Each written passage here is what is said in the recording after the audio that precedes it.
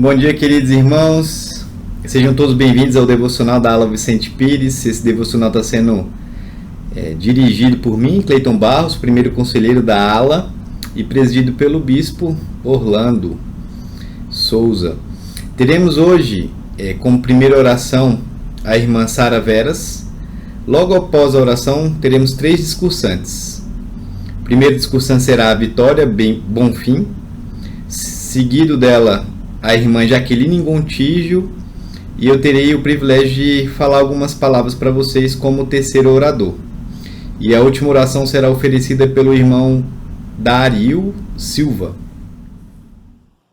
Nosso bondoso e amado Pai Celestial, muito obrigado por mais um dia.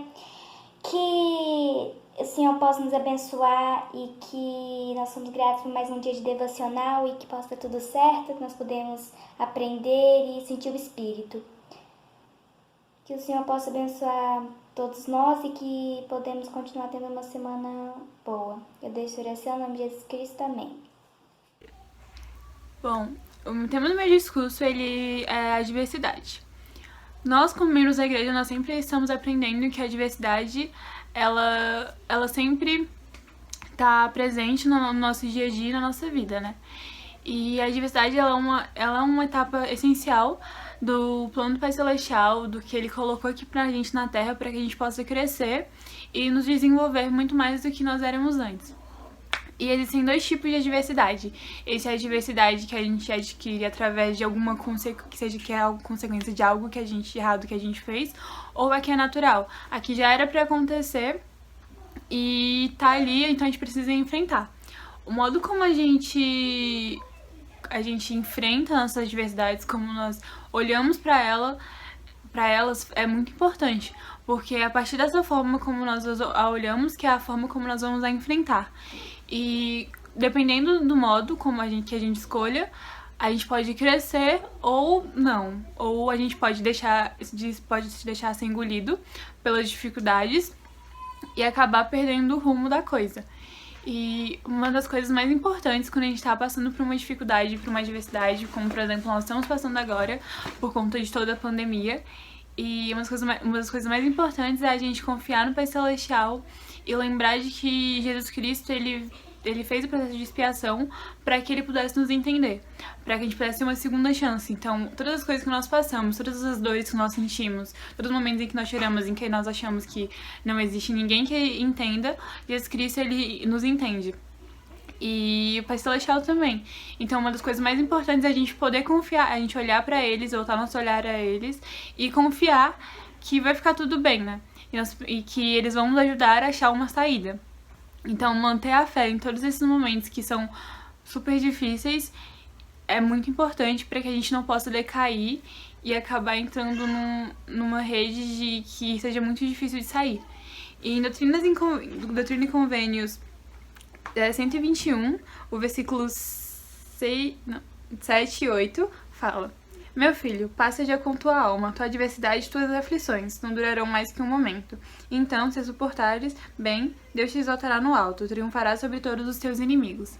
Então, eu sei que o próximo testemunho de que eu sei que o Pai Celestial, ele se alegra de que a gente possa olhar para nossas dificuldades e ver a possibilidade de enfrentá-las e de superá-las, porque Ele confia no nosso potencial. E que é difícil, é complicado, todo mundo sabe, mas que não é pra sempre, que as coisas sempre passam. Então é importante que a gente mantenha os olhos fitos neles, para que possamos ultrapassar todas as coisas complicadas da vida e que a gente possa ter essa certeza de que realmente existe alguém lá pra gente sempre. E realmente existe, né? Então é o próximo testemunho de que eu sei que Cristo vive e que Deus, Ele ama cada um de nós. E que todas as coisas que nós passamos são coisas essenciais para o nosso desenvolvimento aqui na Terra. E são coisas que vão fazer com que nos eleve ainda mais para que a gente possa ser digno de ir pro Reino Celestial. E é isso. Bom domingo para todo mundo. E eu deixo esse discurso no nome de Jesus Cristo. Amém. Olá, irmãos. Gostaria de agradecer a oportunidade, de discursar, falar a vocês. E também dizer que eu tô com muita saudade. Meu discurso, ele foi baseado nas palavras da segunda conselheira da Presidência Geral das Moças, em abril de 2014. E eu achei o tema muito interessante, né? E a mensagem, ela falou bastante comigo. Essa mensagem, ela foi destinada, né, às mulheres numa conferência geral, e eu acho que é por isso que falou bastante comigo. Mas ele serve para todos. A irmã, ela começou dizendo assim: quero hoje abordar duas importantes responsabilidades que temos. Primeiro, acrescentar constantemente luz e verdade à nossa vida. E segundo, compartilhar luz e verdade com as pessoas. Vocês sabem o quanto são importantes? Cada uma de vocês, nesse exato momento, é valiosa e essencial no plano de salvação elaborado pelo Pai Celestial. Temos um trabalho a fazer. Conhecemos a verdade do Evangelho restaurado. Será que estamos prontos para defender essa verdade? Precisamos vivê-la, precisamos compartilhá-la. Precisamos manter-nos firmes em nossa fé e elevar nossa voz para proclamar a doutrina verdadeira. Diante dessas palavras, eu pude refletir um pouquinho, né, nas seguintes perguntas. Será que eu estou pronta para defender essa verdade? Aí eu comecei a refletir que ainda me faltam algumas coisas, né? Então é bom sempre a gente dar uma pausa na nossa vida. Esses discursos de conferência, eles são, para mim, são essenciais, porque vira e mexe, a rotina engole a gente e a gente vai deixando de fazer algumas coisas. E esses discursos de conferência, eles costumam me dar um puxão de orelha. E aí eu começo a refletir, né? O que ainda me falta, onde posso melhorar, o que o Senhor espera de mim e o que eu estou oferecendo ao Senhor. Eu até dei uma pausa no discurso, né, e senti o desejo de fazer um cartaz para eu colocar num lugar bem visível, né, na minha casa, e onde eu posso diariamente estar olhando e refletindo sobre essas coisas, né? Então, a irmã, ela continuou o discurso dela falando o seguinte: vocês fortalecem minha fé em Jesus Cristo. Vi o exemplo que vocês dão, ouvi seu testemunho e senti sua fé desde o Brasil até Botsuana. Então, de um lado a outro, né? Ela fala que as mulheres da igreja, elas são um grande exemplo para ela. Vocês carregam consigo um círculo de influência para onde quer que vão. Ele é sentido pelas pessoas ao seu redor, desde sua família até os contatos do seu celular, de suas amigas nas redes sociais até as que estão sentadas ao seu lado essa noite. Concordo com a irmã Hayat Uchtdorf, que escreveu: vocês são brilhantes, vibrantes e entusiasmados feixes de luz num mundo cada vez mais tenebroso, quando mostram, pelo modo como vivem, que o Evangelho é uma mensagem de alegria. O presidente Thomas S. Monson salientou: se quisermos oferecer luz aos outros, precisamos brilhar. Como podemos manter a luz da verdade brilhando em nós? Às vezes, sinto-me como uma lâmpada fraquinha. Como podemos brilhar mais? Né? E eu me identifiquei também com ela, quando ela diz que às vezes se sente uma luz fraquinha. Nem sempre a gente está radiante, né? Dentro do Evangelho, a gente tem nossos altos e baixos. E por muitas vezes eu me sinto fraca também. Mas as Escrituras, elas nos ensinam: aquilo que é de Deus é luz. E aquele que recebe luz e persevera em Deus, recebe mais luz. Precisamos continuar em Deus, como dizem as Escrituras. Precisamos ir à fonte da luz, que é o Pai Celestial, Jesus Cristo e as Escrituras. Podemos também ir ao templo, sabendo que todas as coisas dentro dele apontam para Cristo e seu grande sacrifício expiatório. Pensem no efeito que os templos têm nos seus arredores. Eles embelezam o centro de uma cidade, brilham do alto de montes proeminentes. Por que eles embelezam e brilham? Porque, como diz as Escrituras, verdade brilha. E os templos contêm verdade e propósito eterno. Vocês também. Então, com certeza a gente tem grande influência, né, na sociedade, e por onde quer que a gente vá, as pessoas estão sempre nos observando. E ela falando de templo, né, como eu sinto saudade do templo, né? Eu costumo chamar o templo de carregador das minhas baterias. E eu sinto, quando eu saio de lá, eu saio cheia de luz, né, radiante e brilhante, podendo oferecer luz àquelas pessoas que me cercam. Mas enquanto eu não tenho templo, eu posso ir fazendo algumas outras coisas para que essa luz na minha vida seja cada vez mais forte. A irmã contou uma experiência que ela teve. Eu vou ler para vocês. Há alguns anos, nossa família se deparou com um problema importante. Fomos ao templo e oramos ali sinceramente pedindo ajuda. Foi-me concedido um momento de verdade. Recebi uma clara inspiração de minhas fraquezas e fiquei chocada. Naquele momento espiritualmente instrutivo, vi uma mulher orgulhosa fazendo as coisas da sua própria maneira, não necessariamente a maneira do Senhor, e assumindo no íntimo o crédito por todas as supostas realizações. Eu sabia que eu estava ali olhando para mim mesma. Clamei em meu coração ao Pai Celestial e disse: não quero ser essa mulher. Mas como faço para mudar? Por meio do puro espírito de revelação no templo, foi-me ensinada a extrema necessidade que eu tinha de um Redentor. Voltei imediatamente para o Salvador Jesus Cristo em meus pensamentos e senti minha angústia desvanecer e uma grande esperança saltar em meu coração. Ele era a única esperança e eu ansiava por apegar-me somente a ele. Ficou claro para mim que aquela mulher natural e egocêntrica era inimiga de Deus e das pessoas da sua esfera de influência. Neste dia no templo, aprendi que somente por intermédio da expiação de Jesus Cristo é que a minha natureza orgulhosa poderia mudar e eu seria capaz de fazer o bem. Senti seu amor vividamente e soube que ele me ensinaria pelo Espírito e me mudaria se eu entregasse o coração a ele. Nada retendo. Ainda luto contra as minhas fraquezas, mas confio na ajuda divina da expiação. Aquela pura instrução me veio porque entrei no templo sagrado buscando alívio e respostas. Entrei no templo sobrecarregada e saí sabendo que tinha um Salvador amoroso e todo-poderoso. Senti-me mais leve e feliz porque havia recebido sua luz e aceitado seu plano para mim. Então, por muitas vezes, a nossa vontade não bate com a vontade do Pai Celestial. E a gente se vê nessa posição de orgulhoso e egocêntrico. Mas a gente deve sempre fazer como a irmã, voltar o coração ao Senhor, mostrar humildade, perguntar para Ele aonde que a gente está errando, onde a gente está falhando, quais as coisas que a gente faz que não agrada, e Ele vai mostrar. E Ele vai nos aliviar, e Ele vai nos ajudar. Então, nós temos essa luz espiritual dentro de nós, como nos templos, E essa luz é um reflexo do Salvador. Então, eu já tive várias experiências de olhar para a pessoa e perceber, um semblante à luz de Cristo, Muitas pessoas, principalmente os profetas, os apóstolos, quando a gente vê eles discursando, a gente vê nitidamente, que eles têm a luz de Cristo, E a gente também pode ter essa luz no nosso semblante, na nossa vida, que vai ajudar as pessoas que nos cercam. Outra parte do discurso dela que falou bastante comigo foi quando ela disse que nós temos nosso próprio papel na Terra, desde filha, mãe, líder e professora até irmã, assalariada, esposa e outros mais.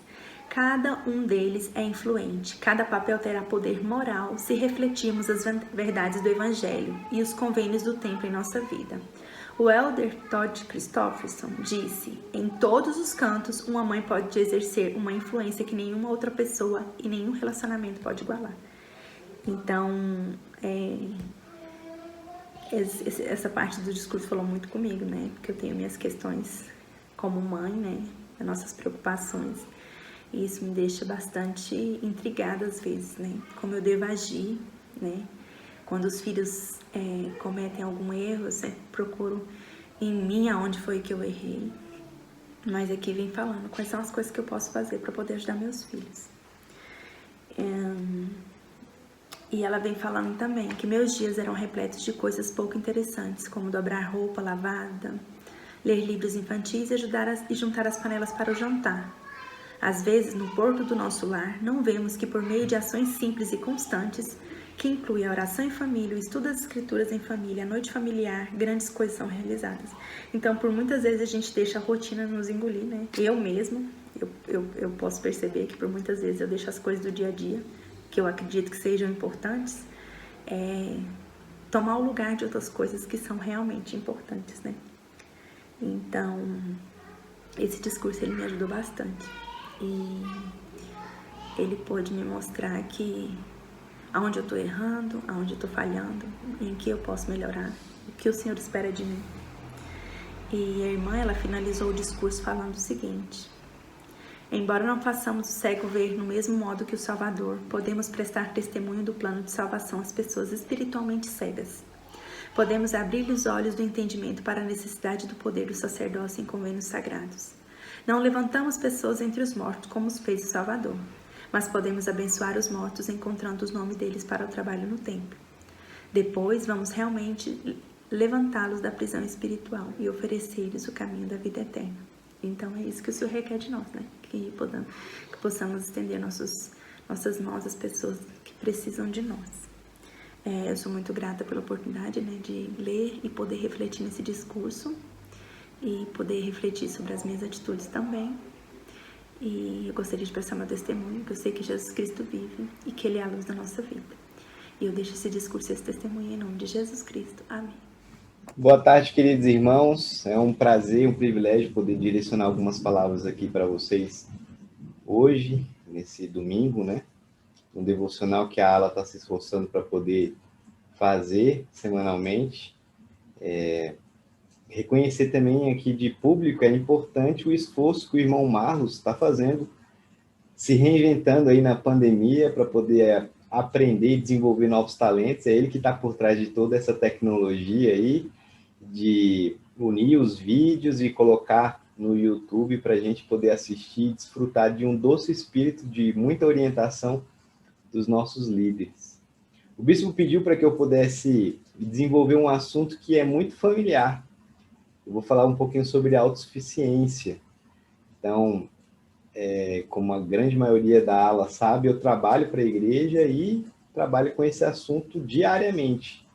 Bem-estar e autossuficiência. Hoje eu vou tocar mais no assunto de autossuficiência espiritual. Vamos falar alguns clássicos do Evangelho aqui. Vou mostrar um discurso que eu sou muito fã. Ele é um clássico, ele é bem famoso entre os membros da igreja.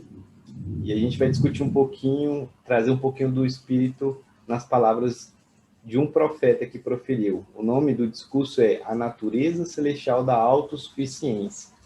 E o legal de a gente estar utilizando a tecnologia é que eu vou poder compartilhar a minha tela, vou compartilhar um vídeo também com vocês, e fica mais dinâmico esse nosso discurso, né? Essa nossa conversa, essa oportunidade que a gente está tendo aqui de estarmos juntos.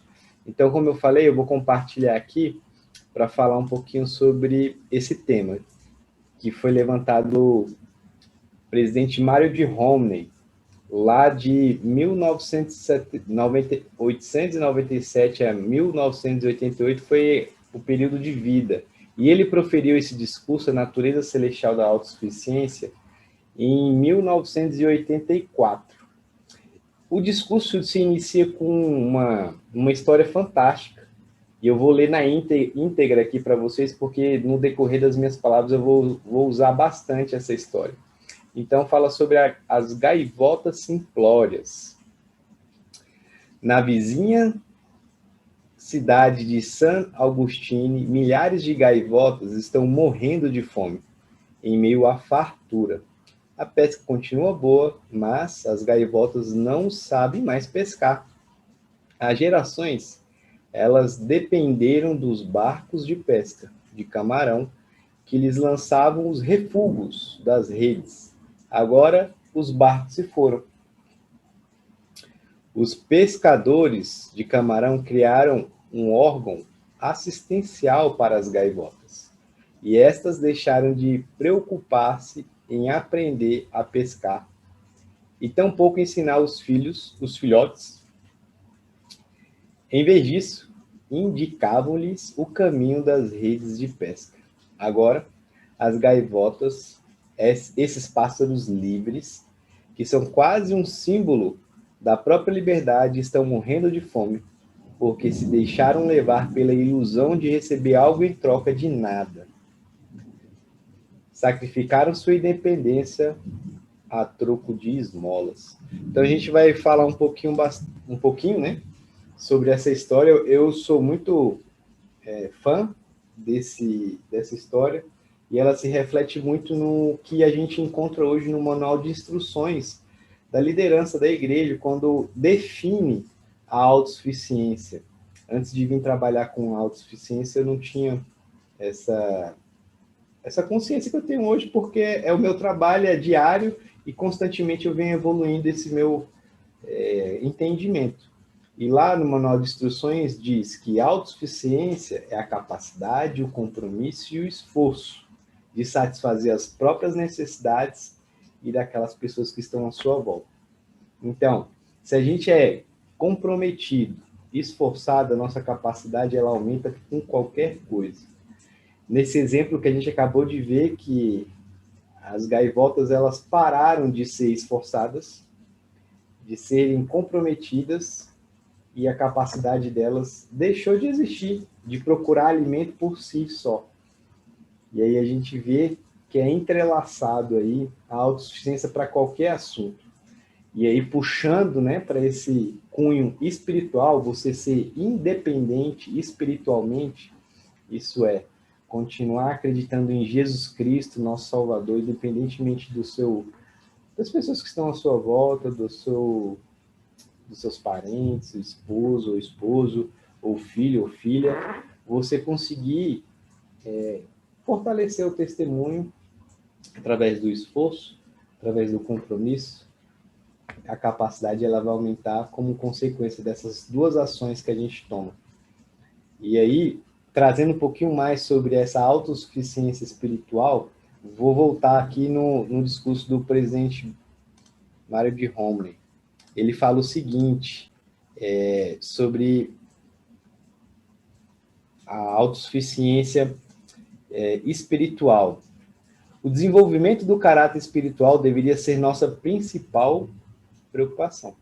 A espiritualidade é o supremo atributo da alma, o lado divino do homem, o dom supremo e régio que o torna rei de todas as coisas criadas. É a consciência da vitória sobre o ego. É a comunhão com o infinito. Somente a espiritualidade nos proporciona excelência na vida. É louvável fornecer roupas aos que não têm o que vestir, complementar a mesa mal suprida, dar trabalho aos que lutam para vencer o desespero provocado pela indolência forçada. Mas, no final, as maiores bênçãos decorrentes do programa de bem-estar da Igreja são espirituais. Aparentemente, todas as providências são de natureza física. A recuperação de roupas, o enlatamento de frutas e verduras, o armazenamento de mantimentos, a escolha de terras férteis, tudo parece estritamente material. Todos esses atos, porém, são permeados, inspirados e santificados pelo elemento da espiritualidade. É muito legal a gente voltar aqui e entender que a igreja tem cursos e recursos que, se você olhar, pensa que é só a autossuficiência material. E eu gosto muito de falar, né, quando eu estou dando meus treinamentos para missionário retornado, para liderança, ou ajudando alguma estaca em específico a estabelecer o comitê de autossuficiência da estaca, que para Deus tudo é a mesma coisa, tudo é dele, o material e o espiritual, o intelectual, a saúde, é tudo de Deus. Então, a gente fica isso bem claro, né, nesse discurso, a natureza celestial da autossuficiência, que o material e o espiritual eles estão unidos. A gente vê outras autoridades gerais falando isso com frequência. Tem uma declaração do, agora é Helder Uchtdorf, que fala, né, como a face de uma moeda, né, cara e coroa, o material espiritual é um para Deus. Então, eu trouxe aqui para a gente poder conversar um outro aspecto bem interessante dessa parte material que se traduz, segundo aqui o Mário de Romney, no espiritual. Tudo se permeia para que nos tornemos autossuficientes espiritualmente e materialmente. Então, vou compartilhar com vocês aqui esse material que eu escolhi, que vai fazer todo o sentido. Deixa eu colocar ele aqui no modo apresentação, que vai ficar melhor para vocês enxergarem aí. Então, olha só, vamos falar aqui sobre os recursos que a gente tem para nos tornar autossuficientes. E aí, quando a gente ouvir essa palavra agora, possamos definir que, na nossa mente, que o autossuficiente pode ser material, espiritual, porque para Deus é tudo a mesma coisa, né? Então, os serviços de autossuficiência, eles são muito abrangentes, tem muito recurso para a gente desenvolver a nossa fé em Jesus Cristo, o nosso testemunho do Evangelho restaurado, de que Deus apareceu na manhã de 1820 para o jovem rapaz, né, Joseph Smith. E aí, como é que a gente pode aumentar o nosso testemunho através dos recursos e cursos que a igreja oferece? Então, dentro da ala, a gente tem a possibilidade de desenvolver isso aqui, ó. Todos esses cursos, o curso de educação para um emprego melhor, emprego, finanças pessoais, negócio próprio, inglês. E quem desenvolve isso é um especialista de autossuficiência da ala. Então, a gente tem esse chamado dentro da ala, né? Ele dá um suporte ao bispo em casos de ajuda. Por exemplo, se uma família também está precisando de receber uma oferta de jejum, né, uma ajuda da igreja, esse especialista ele vai ser envolvido para poder oferecer um curso de finanças ou alguma coisa que vai ajudar ele a sair daquela situação, aquela família que está passando por uma necessidade. Então, dentro da ala pode ser desenvolvido assim, e é bem tranquilo. A gente, na nossa ala, já desenvolveu o curso de finanças, de educação para o emprego melhor, teve o English Connect, foi facilitado até pela Júlia. Então, a gente, na estaca, isso aqui é legal de vocês, todos nós conhecermos, que às vezes fica algo desconhecido. E isso nutre o nosso espiritual também. Como o Mário de Romney falou, às vezes a gente olha e pensa que é só material, né, o que está sendo dito aqui. Mas para nós nutrirmos o espiritual, vai passar, vai permear pelo material. É muito comum a gente ouvir nas discussões da igreja, né, que não tem como a gente adorar a Deus com a barriga vazia, sem ter onde morar, sem ter condições de servir. E quanto mais bem preparados nós tivermos, mais probabilidade nós teremos de ter recursos financeiros, moradia, vestuário, entretenimento e por aí vai. Então, dentro da estaca existe um comitê de autossuficiência da estaca, eles que lideram e fomentam essa iniciativa.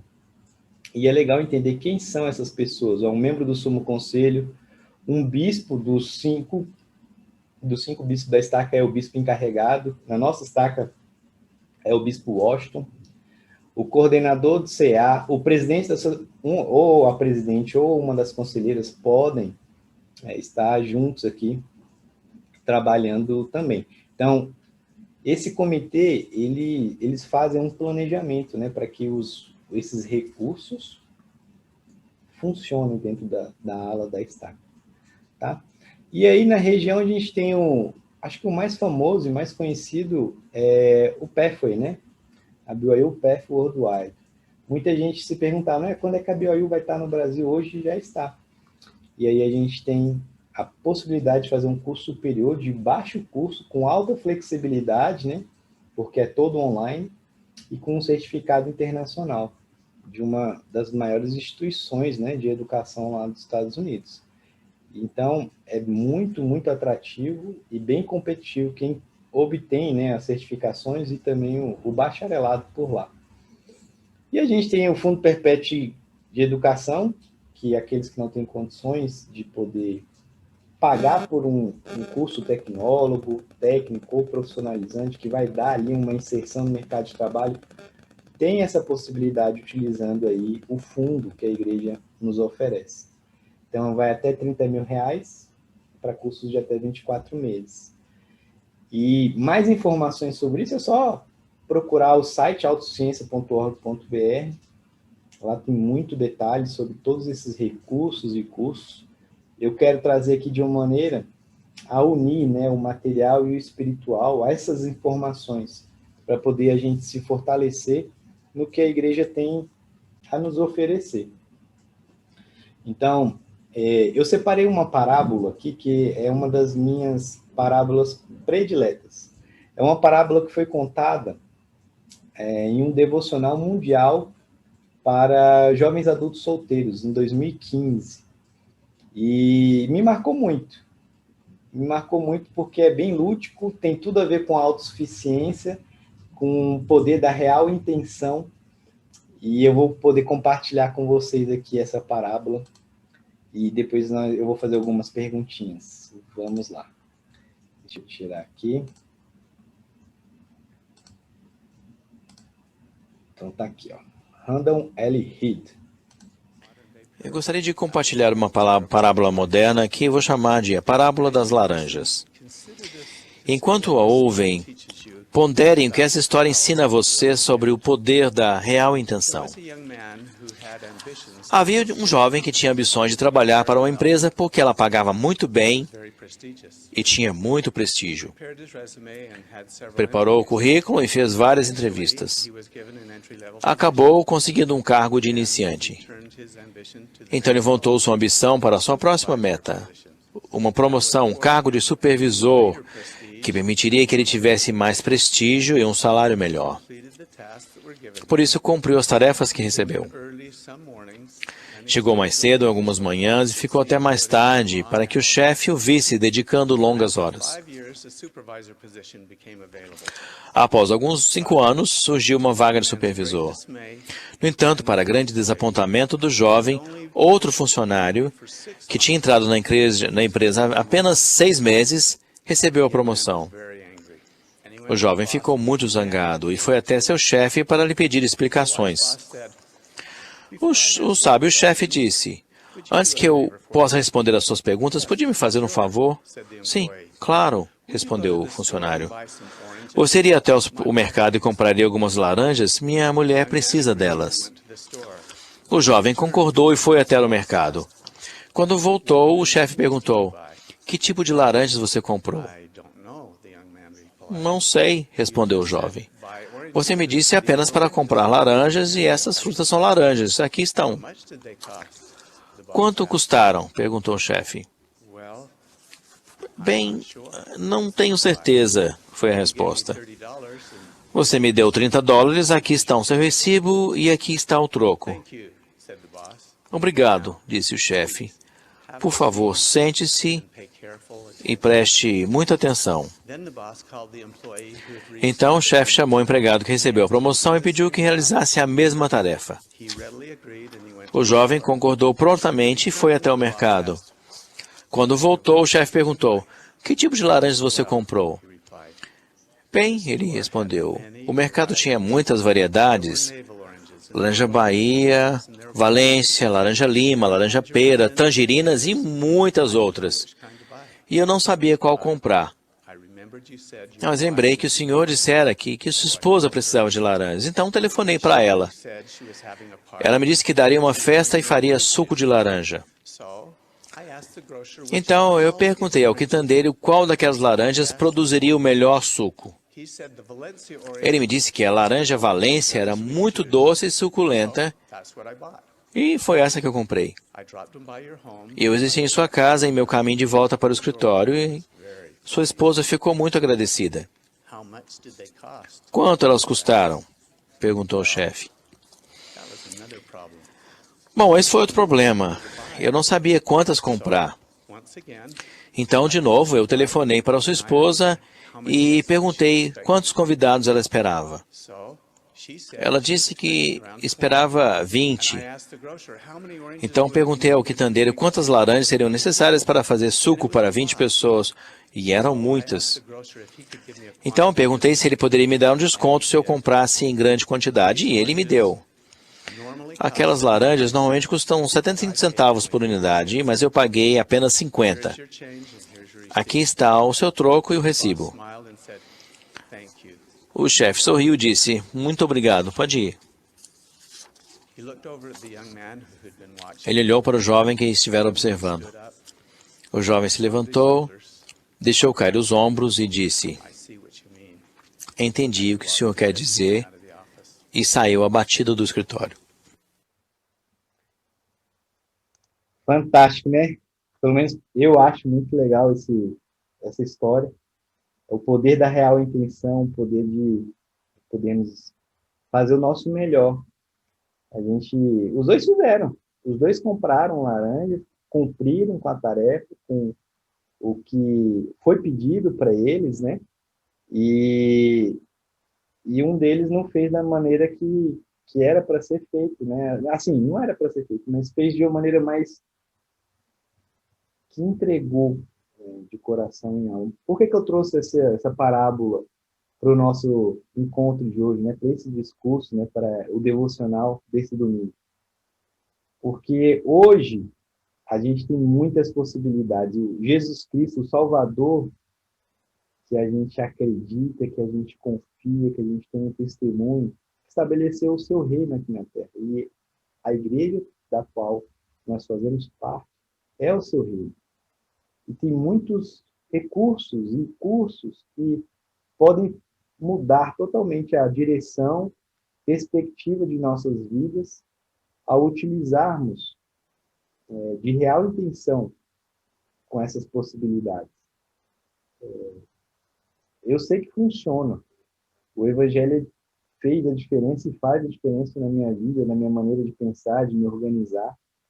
E conhecendo mais e melhor o Salvador Jesus Cristo, eu vejo o tanto que é importante, né? Colocar em prática o que o reino dele está estabelecendo. Cristo vive, meus amigos. Essa é a sua igreja, esse é o seu reino estabelecido na terra. Vivemos de maneira bem diferente hoje, devido a essa pandemia, mas o pouco a pouco que a gente faz de ler as escrituras, de estar em sintonia com o Pai Celestial através da oração, de consumir os recursos e cursos online que a igreja vem oferecendo através da autossuficiência, através de outros canais também, vai fortalecer a gente para poder passar por essa experiência mortal que tanto ansiávamos. Então, esse é o discurso que eu gostaria de compartilhar com vocês. Autossuficiência espiritual. O Salvador Jesus Cristo quer que nós sejamos independentes espiritualmente. Que consigamos, né, por meio das provações, passar por elas e continuar independentes, autossuficientes, espiritual, material e em todos os aspectos de nossa vida. É esse testemunho que eu compartilho junto com o meu discurso, em nome do Salvador Jesus Cristo. Amém. Nosso querido amado Pai Celestial, agradecemos por mais esse dia, agradecemos pelos bens que você tem nos dado, Pai. Agradecemos a oportunidade de termos essa devocional e podemos ter ouvido essas mensagens. Que seu Espírito possa nos iluminar para sempre e nos fazer entender essas mensagens, que possamos ouvi-las e com os nossos ouvidos espirituais e poder botar em prática as mensagens que aqui foram ditas. Te agradecemos pelo profeta que temos, pelo nosso bispado, pela nossa estaca. E essa é a oração que nós deixamos em nome de Jesus Cristo. Amém.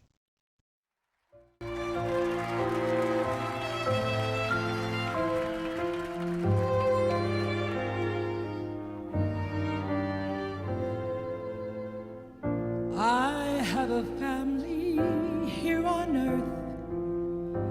They are so good to me. I want to share my life with them through all eternity. I see my mother kneeling with our family each day. I hear the words she whispers as she bows her head to pray. Look me to the Father, quiets all my fears, and I'm thankful love is spoken here. I see my mother kneeling with her family each day.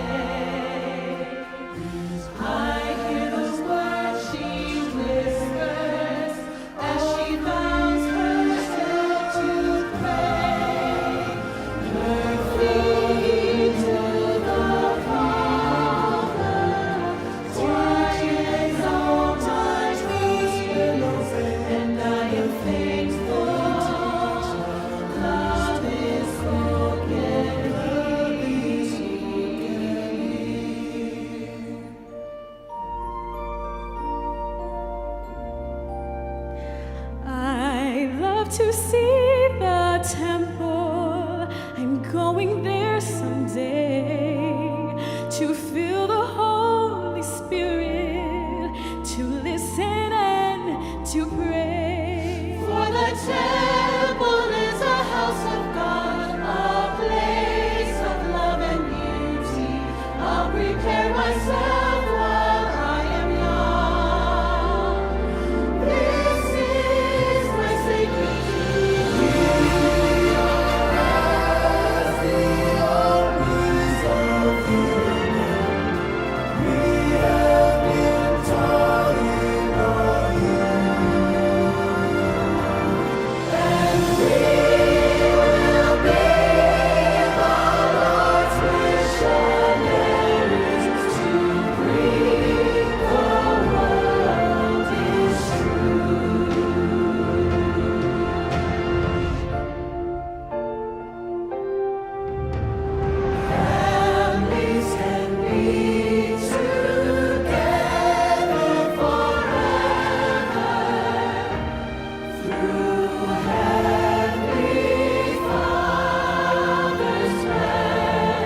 I always want to be with my own family,